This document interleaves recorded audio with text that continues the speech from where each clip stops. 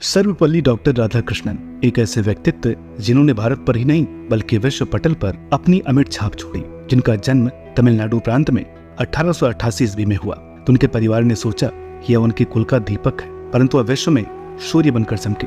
अपने बहुआयामी कार्यों के लिए जगत विख्यात डॉक्टर राधाकृष्णन जी एक महान दार्शनिक, उदार शिक्षक और भारत के प्रथम राष्ट्रपति और राजनीति में निपुण श्रद्धेय श्री डॉक्टर राधाकृष्णन जी के जन्म दिवस 5 सितंबर शिक्षक दिवस के पावन अवसर पर भारत के महान संगीतकार, शिक्षाविद, प्रोड्यूसर बृजमोहन शर्मा जी के साथ संगीत साहित्य मंच प्रस्तुत करता है राधाकृष्णन एक व्यक्तित्व। तो नमस्कार दर्शकों, आप देख रहे हैं हमारी प्रस्तुति संगीत साहित्य मंच और नाम है मेरा अंकिता दुबे दर्शन। आज हमारे साथ एक विशिष्ट अतिथि के तौर पर मध्य प्रदेश की धरती से पधारे हैं बृजमोहन शर्मा जी।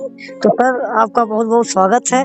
और हमारा ये जो प्रोग्राम है शिक्षक दिवस के पावन अवसर पर सर्वपल्ली डॉक्टर राधाकृष्णन को समर्पित है।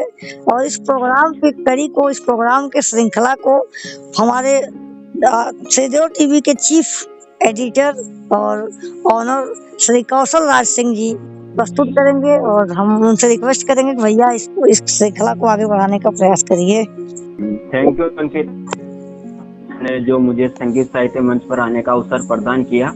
सबसे पहले नमस्कार दर्शकों, स्वागत आप सबका संगीत साहित्य मंच पर।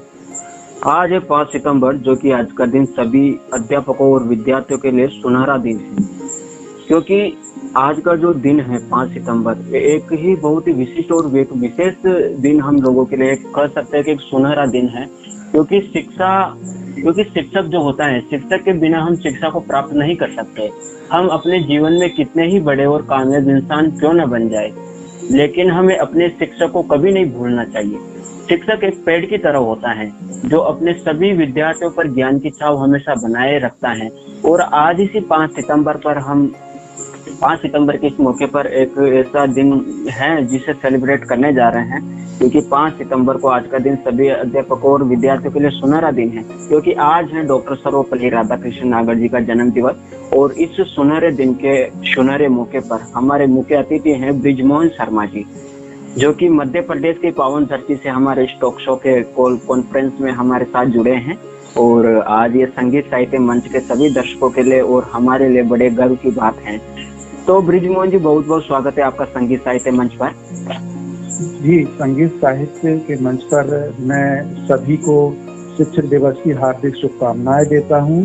और आपने इतना अच्छा कार्यक्रम ऑर्गेनाइज किया, आपको भी बहुत बहुत धन्यवाद, साधुवाद। क्योंकि मेरा ऐसा मानना है कि ये केवल सर्वपल्ली राधाकृष्णन जी के जन्म की बात नहीं है, ये सारे देश की बात है, ये सारे देश के विद्यार्थियों की बात करते हैं वो। और आपने इतना अच्छा कार्यक्रम किया, इसके लिए बहुत बहुत आभार आपका, बहुत बहुत धन्यवाद जी। जी धन्यवाद बृजमोहन जी। तो बृजमोहन जी, हमारा जो पहला सवाल है वो ये सवाल उठ करके आता है कि जो आज हम 5 सितंबर को डॉक्टर सर्वपल्ली राधाकृष्णन जी का जो जन्मदिन के अवसर पर हम इस 5 सितंबर को मनाते हैं, और ये सभी शिक्षकों के लिए और छात्रों के लिए मतलब सुनहरा दिन हम कह सकते हैं। तो मतलब बृजमोहन जी, हमें बताइए कि डॉक्टर सर्वपल्ली राधाकृष्णन जी कौन थे और मतलब क्यों हम 5 सितंबर को आज उनके जन्म दिवस पर मनाते हैं, क्योंकि ये एक बहुत ही गर्व का दिन हम सबके लिए होता है। इस पर अपना थोड़ा सा प्रकाश डालिए। जी, सर्वपल्ली राधाकृष्णन जी हमारे देश भारत के प्रसिद्ध शिक्षक रहे। और शिक्षक रहते हुए हम उनके बारे में ये कह सकते हैं कि उनका जन्म जो है तमिलनाडु के तिरुपल्ली नामक जगह पर 5 सितंबर 1988 को हुआ था। और स्वर्गीय सर्वपल्ली राधाकृष्णन जी जो है 1952 में भारत के पहले स्वतंत्र भारत के पहले वाइस प्रेसिडेंट बने। और 1954 में उनको भारत रत्न दिया गया। 1962 में भारत के प्रेसिडेंट बने। वह प्रेसिडेंट रहते हुए भी उन्होंने देश की शिक्षा के लिए जो अलग जगाई वह अतुलनीय है। और उन्होंने हमेशा देश में जो सोच लेके आए वो युवाओं के लिए लेके आए और छात्रों के लिए लेके आए। उन्होंने अपना सारा जीवन अपने आप को भारत का प्रेसिडेंट ना मानते हुए केवल और केवल शिक्षक ही माना। तो इस तरीके से उन्होंने छात्रों के हित के बारे में सोचा और उनको जो नवाचारों के बारे में प्रेरणा दी वह अतुलनीय है। तो सर जैसा कि आप एक शिक्षाविद भी रहे हैं और ये आप एक महान संगीतकार भी हैं और प्रोड्यूसिंग का काम भी आपके द्वारा होता है, तो ऐसे अवसर पर बड़ा ही सुनहरा पल है। आपके शुभ आगमन से हमारे हृदय में कमल खिल गया और समय आपका लगा आने में अपितु गौरव हमारा बढ़ गया। तो सर एक बात बताएं, आप डॉक्टर राधा कृष्णन के व्यक्तित्व से कितने प्रभावित हैं? जी, राधा कृष्णन जी के व्यक्तित्व से तो मैं मतलब अपने शब्दों में प्रभावित होना बयां नहीं कर सकता, क्योंकि आज के जैसे उनके व्यक्तित्व को ढूंढ पाना असंभव काम है।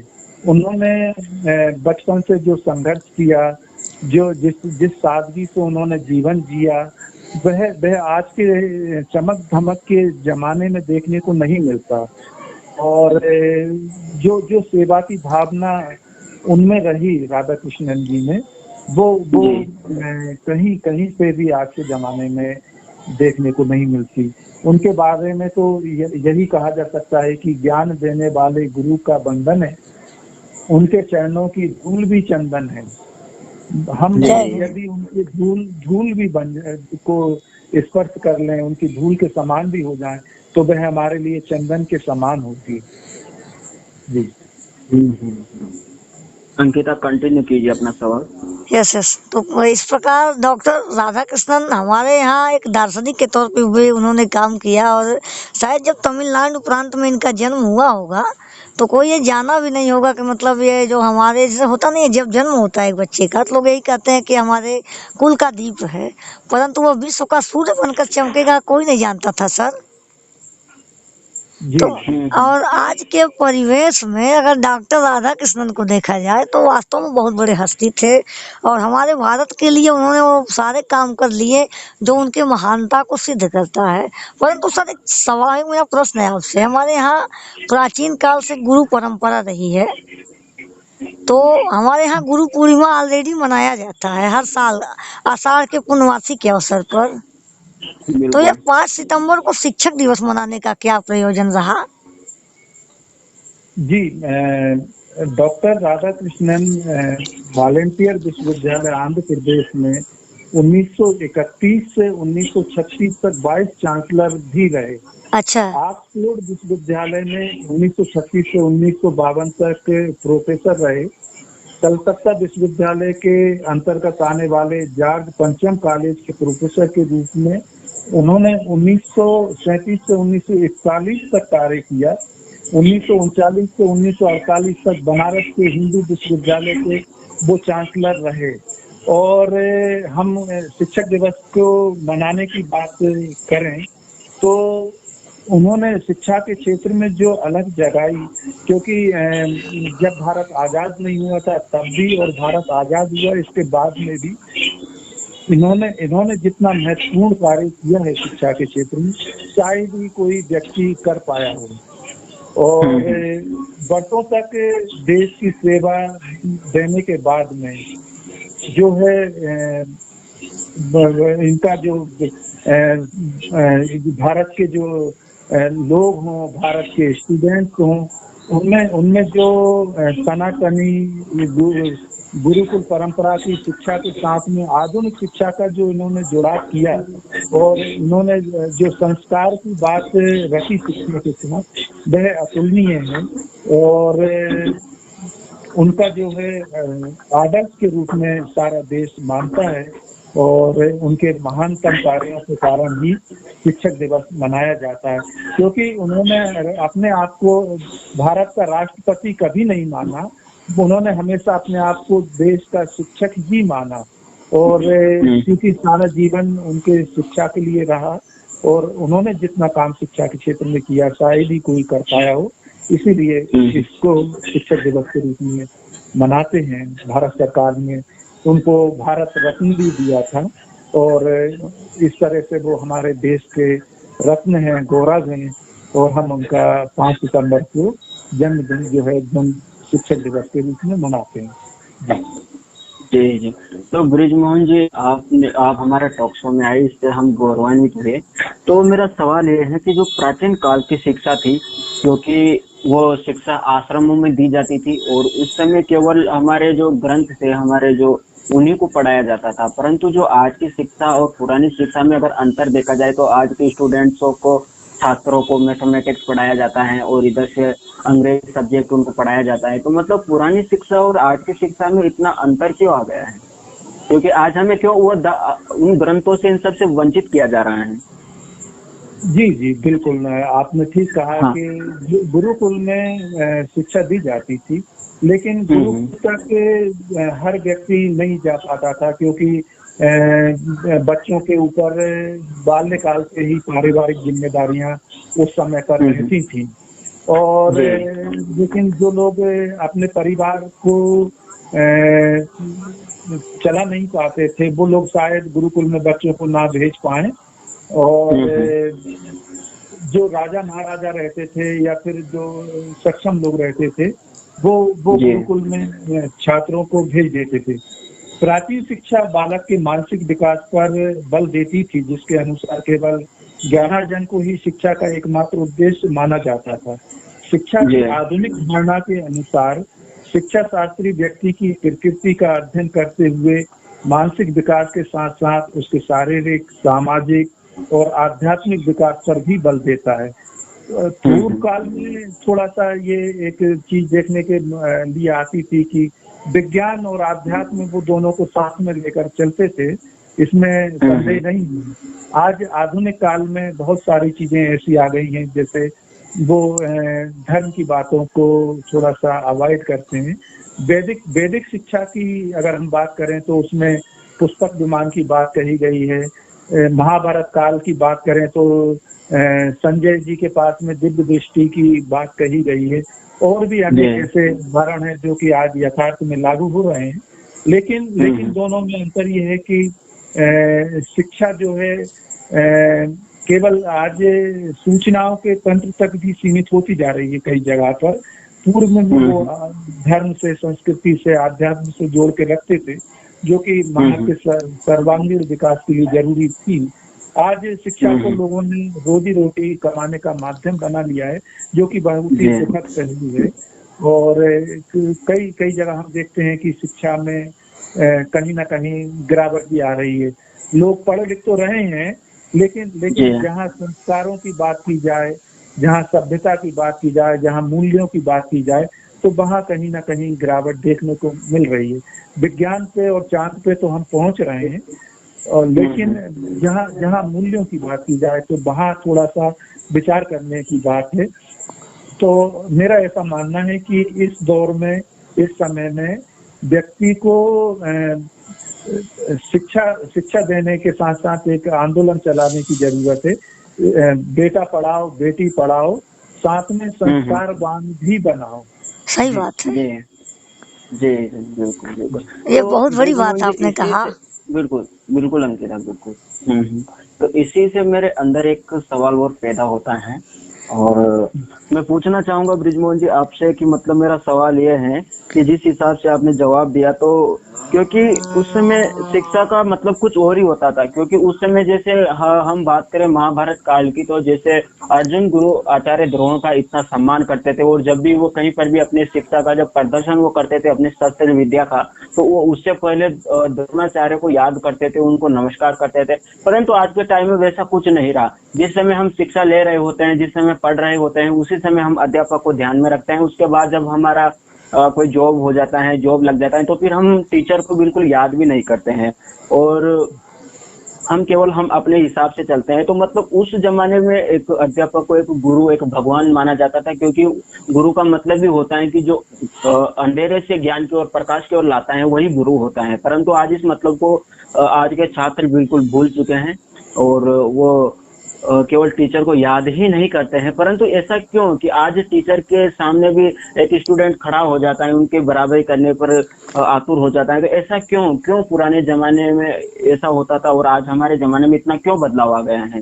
एक टीचर और अध्यापक का वो सम्मान क्यों नहीं रहा? एक छात्र क्यों सम्मान नहीं करना चाहता इतना? जी, बिल्कुल ठीक कहा आपने। शिक्षा औपचारिक और अनौपचारिक दोनों तरह से होती है। आजकल हम लोग सूचनाओं के सागर में गोते लगा रहे हैं। सही बात है। लेकिन ज्ञान और समझदारी का अकाल पड़ा हुआ है। ज्ञान को योजनाबद्ध ढंग से समझदारी में बदला जा सकता है और समझदारी हमें कामयाबी दिलाती है। शिक्षक की भूमिका के बारे में यदि हम बात करें तो काफी महत्वपूर्ण होती है। उसका प्रभाव अनंत काल तक होता है। उसके असर की लहरें अनगिनत होती हैं। शिक्षा ऐसी होनी चाहिए जो हमें केवल रोजी रोटी कमाना नहीं बल्कि जीने का तरीका भी सिखाए। और ये चीजें जो हैं जो पतन की ओर हमें ले जा रही हैं, वो केवल हम जैसे जिस तरीके का साहित्य पढ़ते हैं, जिस तरीके का दृश्य देखते हैं, तो वह हमारे मन पे बहुत अधिक प्रभाव डालती हैं। न्यू जनरेशन जो है मंदिर जाने के बजाय डिस्को जाना पसंद करती है। जैसे हम महानगर की लाइफ स्टाइल को देखें तो उनकी सारी दिनचर्या जो है प्रकृति विपरीत है। प्रकृति हमें सिखाती है कि सुबह जल्दी उठना चाहिए और समय पर सोने चाहिए, जबकि मुंबई जैसे महानगरों की अगर यदि हम मैं खुद का जाना आना काफी होता है तो लाइफ स्टाइल हम देखते हैं तो रात को 2-3 बजे तक यूथ जो है इंग्लिश यंगस्टर डिस्को में जाके पब में जाके पार्टी कर रहे हैं और कुछ ड्रिंक्स वगैरह इस तरीके की चीजें कर रहे हैं। तो नेचुरल है कि इन चीजों से कहते हैं कि जैसा खाएंगे अन्न वैसा रहेगा मन। तो वो मन जो है इन चीजों की वजह से उनका विपरीत दिशा में जा रहा है और सकारात्मक नजरिया अपनाने के बजाय वो नेगेटिव चीजों को फॉलो बहुत ज्यादा करने लगे हैं। तो बाकी जो है कि मेरा ऐसा सोचना भी है कि जॉइंट फैमिली जो कम होती जा रही है कि परिवार में एक बच्चा है या एक बेटी है एक बेटा है, तो इससे रिश्ते और मूल्य कमजोर पड़ रहे हैं। मामा का रिश्ता खत्म, बुआ का रिश्ता खत्म, चाचा ताऊ का रिश्ता खत्म, तो दादा दादी भी अलग अलग सेपरेट रह रहे हैं। तो बच्चों को वो मूल्य कौन देगा? उनको हमारे राधा कृष्णन जी के बारे में कौन बताएगा? हमारे जो महापुरुष हुए, विवेकानंद जी हुए, हमारे ऋषि मुनि हुए, हमारे देवी देवता हुए, संस्कृति के बारे में कौन बताएगा? व्यक्ति के घर में परिवार में जब कोई कुटुंब ही नहीं है तो स्वाभाविक है बच्चा अकेला रहेगा तो कुछ चीजों से गलत चीजों से जुड़ जाएगा, गलत चीजों से जुड़ेगा तो वह किसके पैर छूना है, किसको नमस्ते करना है, इन सारी चीजों से वंचित रहेगा। तो ये शिक्षा से भी वो जो मोरल नैतिक शिक्षा है, मोरल एजुकेशन, उससे दूर चला जाएगा। किताबी ज्ञान तो केवल सूचनाओं का आदान प्रदान है। असली ज्ञान तो जो हमारे अंदर जो रहता है, हमारे जो आंखों को खोलता है, मन को खोलता है, वही असली ज्ञान है जो हमें सही तरीके से जीने की राह दिखाता है, समाज को कुछ देने के बारे में बताता है। तो यदि हमारे अंदर जो है देने की भावना नहीं रहेगी, देने की फीलिंग्स नहीं आएगी, तो कल्चर प्रकृति के विपरीत जाएगा। तो स्वाभाविक है शिक्षक का सम्मान कम होगा। लेकिन ऐसा नहीं है, कुछ लोग गड़बड़ कर देते हैं, लेकिन बहुत सारे जो अच्छे छात्र हैं, नेक दिल इंसान होते हैं, वो अपनी इस पर भारत तो अच्छे व्यक्तियों का देश है, यहाँ ऋषि मुनियों की परंपराओं का देश है। तो ज्ञान भी अच्छा चल रहा है और ज्ञान की धारा बह रही है, गुरुजनों का सम्मान भी है। यदि हम वेस्टर्न कंट्री की कंपैरिजन करें तो वहाँ की तुलना में भारत देश आज भी हमारा जो है गुरुओं का सम्मान करने वाला देश है। आप देखेंगे 5 सितंबर को सारा देश शिक्षकमय हो जाता है। सारे विद्यार्थी अपने पूर्व के जो गुरु रहते हैं उनको ढूंढ कर बधाइयां देते हैं। हाँ, लेकिन अभी ये है कि व्यक्ति के पास में समय की अभाव है तो वो उतना किसी के लिए कर नहीं पाता। लेकिन श्रद्धा, विश्वास और सम्मान तो गुरु के पृथ्वी भारत में जितना है, मुझे नहीं लगता कि दुनिया के किसी भी देश में गुरुओं को इतना सम्मान दिया जाता है। सर यही हम तो लोग हमारे, एक बात बताइए सर, हमारे भारत जी में ये हमारी आदर्शवादी परंपरा है, हम इसे यदि छोड़ देंगे तो हम अपनी किस संस्कृति को लेकर विश्व गुरु बनाएंगे? जी जी, बिल्कुल बिल्कुल बिल्कुल, आपने सही कहा। हम जो जो इलेक्ट्रॉनिक मीडिया पे जो कई चीजें दिखाई जाती हैं, वास्तव में वो इतना यथार्थ नहीं होती। हमें हमारे साहित्य पर विशेष ध्यान देना चाहिए, ना कि जो जो वेस्टर्न मीडिया जो दिखा रही है वो उनका कल्चर अलग है, हमारी भारतीय संस्कृति का कल्चर अलग है।